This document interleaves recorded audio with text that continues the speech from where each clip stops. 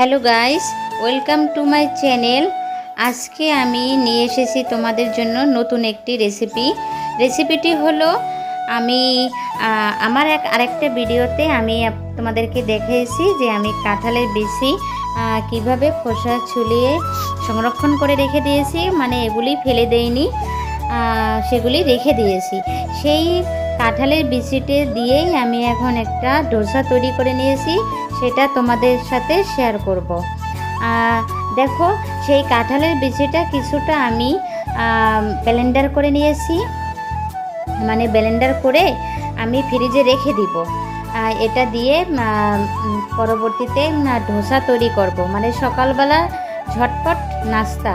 আর এই কাঁঠালের বিচি তো অনেক উপকার। এটা তো প্রথমত আমাকে ফেলে দিতে বলেছিল, কিন্তু আমি তো ফেলে দেইনি। আমি বলছি কেন ফেলে দেব, এটা দিয়ে সুন্দর সুন্দর রেসিপি হবে, এটা দিয়ে অনেক তরকারি হবে, নাস্তা হবে।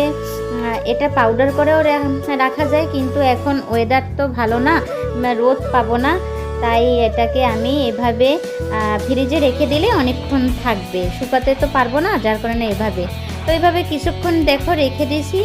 আর বিকেলবেলা আমি এটাকে বের করে দেখো প্রায় 2 চামচের মতন আমি বাটিতে রেখে দিয়েছি। আর অল্প কিছু সামান্য আওলা চাল আর তার সাথে ডাল, এটা আমি ভিজিয়ে রেখে দিয়েছি। এখন একসাথে দুটোটাই আমি ব্লেন্ডার করে নিব। দেখো, ব্লেন্ডারটা করে নিচ্ছি, পেস্ট করে নিয়ে এটা মানে এটা খেতে যে এত সুস্বাদু হবে তা আমি আগেও জানি না যে এত মজা লাগবে। তো আমার আমি যেভাবে করেছি সেভাবে তোমরা একটু অনুরোধ রইল যে তোমরাও একটু বানিয়ে করবে। যে কাঁঠালের বিচি দিয়ে এভাবে ধোসা তৈরি করে যে মানে এত মজা হয়, তা আমি তো আগে জানতাম না যে এটার একটা এত মজা। তো এতে দেখো আমি সামান্য একটু লবণ দিয়ে দিছি এটার মধ্যে।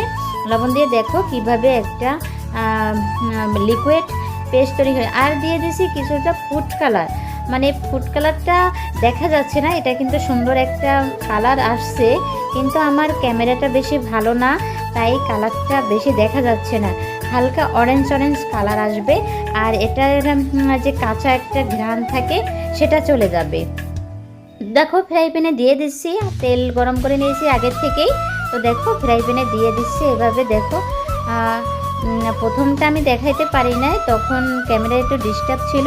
দেখো, পরেরটা আবার একটা দিয়েছি চুলার ওপরে। দেখো সেটা কীভাবে কত সুন্দর উঠে যাচ্ছে, মানে তোমরা একটু অনুরোধ রইল, তোমরা এই জিনিসটা একবার একটু করে খেয়ে নিও। দেখো কত সুন্দর করে এটা ফিরে গেছে। দেখো, আগেরটা আর এখনটা রেখে দিয়েছি। আবার একটু তেল দিয়ে নেকড়া দিয়ে ফ্রাই প্যানটা আর কি একটু মোছামুছি করে নিলাম।